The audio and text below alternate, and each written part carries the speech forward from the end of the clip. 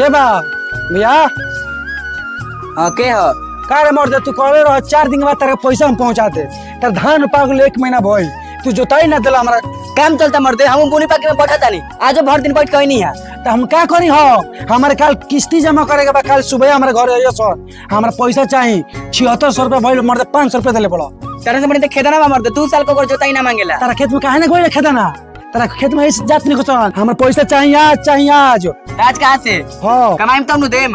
साला खखोरना होता जोताई के पैसा लेवे।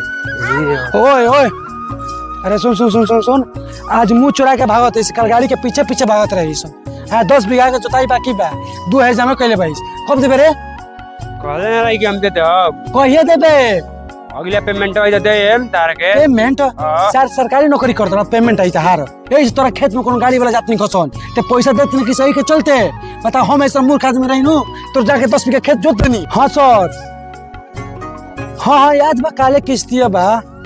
सुनी ना तो परसों ना आइम, कल तो हम रहम ना, कल जाए के पहितई त का कल आके गाड़ी खींच लेब जा। ए महाराज की कबो हम किस्ती फेल कइले बानी कि फेल करम? कल जाए के एगो छेका लेके तो ठीक है बा, कल 6 बजे भोरे ना तो 7 बजे हम निकल जाई।